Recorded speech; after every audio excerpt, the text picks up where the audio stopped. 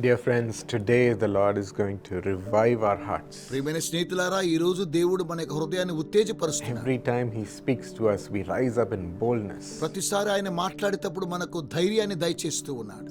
Let's hear His word from Deuteronomy 6:3. ద్వితీయోపదేశకాండం 6:3 నేటి వాగ్దానం కలదు. Be careful to obey so that it may go well with you. మేలు కలిగి బహుగా అభివృద్ధి పొందినట్లు నీవు వాటిని విని అనుసరించి నడుచుకొనవలెను. God stresses obedience here. దేవునికి కావలసింది విధేయత. And this verse says, if you obey, it will go so well with you and you will increase greatly in the land. నీ దేవుడైన యెహోవా చెప్పినట్లుగా నీవు చేసినట్లయితే నీవు దేశములో ఉన్నతంగా ఉండేదవని ప్రభు సెలవిస్తున్నాడు. But it's so difficult because we have to obey our parents, obey our elders. మన యొక్క పెద్దలకు, మన తల్లిదండ్రులకు విధేయత చూపడం అనేది చాలా కష్టతరం అనిపిస్తుంది. Obey our pastors, obey our teachers, obey our higher officials. మన అధికారులకు, మన యొక్క టీచర్లకు, పాస్టర్లకు విధేయత చూపడం చాలా And కష్టతరం. we don't like it when somebody is instructing us to do something. ఎవరైనా మనకు బోధించేలా చేయమంటే మనం అలా వినడం చాలా We కష్టతరం. feel like we are a slave to some instruction వారి మాట వింటే వారికి బానిసలైపోతామేమో అనుకుంటాం. and it doesn't go well with us. కనుక అది మనకు మేలుకరంగా ఉండదు. But the Lord stresses the importance on obedience. దేవునికి మనం విధేయత కలిగి ఎలా జీవించాలో ప్రభు మనకు తెలియచేస్తున్నాడు. Why? Because He's the one who has given us those people in our life. ఎందుకనగా అలాంటి ప్రజలను దేవుడు మన జీవితంలోకి He అనుమతిస్తున్నాడు. has given us elders to guide us. మనల్ని నడిపించడానికి దేవుడు పెద్దలను మనకు దయచేస్తున్నాడు. And they have a higher vision. వారికి గొప్ప దర్శనం కలిగిన వారు, And they have greater experience.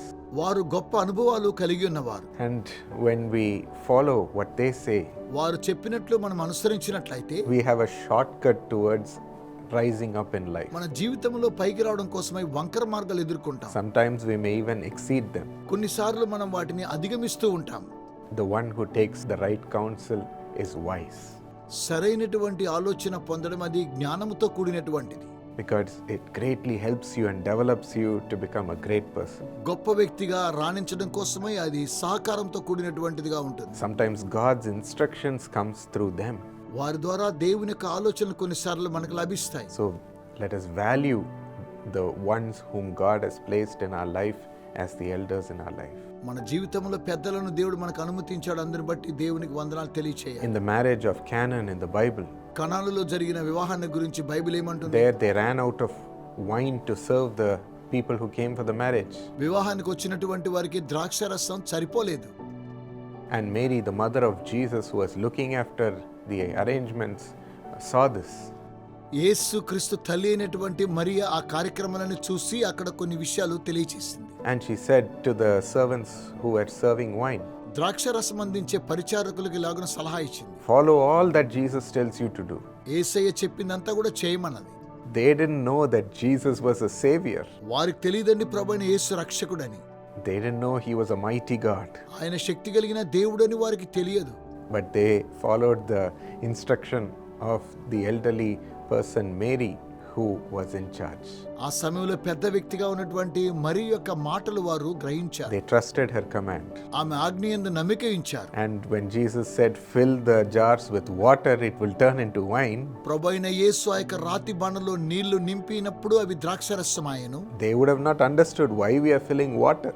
ఎందుకు మనము నీళ్లు నింపాలని వారు అర్థం చేసుకోలేదు. But they obeyed. అయితే వారు విధేయత Many చూపించారు. times we don't understand why we are asked to do something. ఎందుకు ఇలా చేయమంటున్నారని మనకు అర్థం కాదని కొన్నిసార్లు. But when you obey, ఎప్పుడైతే విధేయత చూపిస్తామో there is a great miracle that comes out of it. అందులో నుంచి గొప్ప అద్భుతాలు జరుగుతూ ఉన్నాయి. A great increase. గొప్ప వర్ధిల్లతను మనం When చూడగలం. they obeyed, the water turned into wine. వారి యొక్క విధేయత ద్వారా నీళ్లు ద్రాక్షరసంగా Even మార్చబడ్డాయి. I have been so blessed because of obeying all the opportunities my father had given to me. మా తండ్రి గారు మాకు అనుగ్రహించిన అవకాశాల ద్వారా మేము విధేయత చూపించే అనేకమైన గొప్ప కార్యక్రమాలు మా జీవితంలో చూసాం. Even though I didn't like it sometimes, because I said okay, కొన్నిసార్లు నాకు ఇష్టం లేకపోయినా నేను సరే అని అంటాను. I found the Lord using me mightily అలాంటి సమయంలో దేవుడు శక్తివంతంగా వాడుకుంటాడు. and opening up big platforms. గొప్ప వేదికలను దేవుడు మాకు దయచేస్తాడు. My friends, నా ప్రియమైన స్నేహితులారా, it is God who gives you this opportunity to obey విధేయత చూపించడం కోసమై దేవుడు అవకాశాన్ని so దయచేస్తున్నాడు. that you'll rise up. మీరు పైకి లేవాలని. Shall we take it right now? ఇప్పుడు వాటిని అంగీకరించుదామా? Loving Lord, ప్రేమ కలిగిన give ప్రభువా, us an obedient heart. మేము విధేయులుగా ఉండాలి. Help us to humble ourselves. మమ్మల్ని మేము తగ్గించుకొని సాయం చేయండి. Even though we may not understand why, ఎందుకని మాకు కొన్నిసార్లు అర్థం కాకపోవచ్చునేమో, even though we cannot see the big picture, గొప్ప విషయాలు మేము చూడలేకపోవచ్చునేమో, give us the grace to obey you. మీకు విధేయత చూపించిన కృపనివ్వండి. Let the right counsel come to your children, మీ పిల్లలకు సరైన ఆలోచన వచ్చునుగాక. and let them have the heart to accept it, Lord. దాన్ని అంగీకరించడానికి కావాల్సిన హృదయాన్ని ఇవ్వండి. Even the instructions to correct themselves, తండ్రి ఆ యొక్క ఆలోచనలు వారిని సరిచేయడానికి ఉండొచ్చు. the instructions from their higher officials, అధికారుల ద్వారా వచ్చేటువంటి మంచి ఆలోచన from ఉండొచ్చు. their elders. పెద్దల ద్వారాను. Please give us a heart to obey your instructions through them. దేవా తద్వారా మీ యొక్క మాటలు విధేయతగా అంగీకరించ సాయం చేయండి. And as your children do it, మీ పిల్లలు అలా చేస్తున్నప్పుడు honor them, వారిని ఘనపరచండి, bless them, దీవించండి, increase them with godly blessing. దైవికమైన ఆశీర్వాదాలతో వారిని నింపండి. Let them become great in the ఆ land. దేశంలో వారు గొప్పవారగుదురుగాక. Let your promise come true in their life. వారి జీవితంలో మీ వాగ్దానం నెరవేరునుగాక. Thank you for such a heart, Lord. అలాంటి హృదయాన్ని వారికి కలుగు చేయమని ప్రార్థించుచున్నాను ప్రభువా. Amen. Amen. God bless you. దేవుడు మిమ్మల్ని దీవించునుగాక.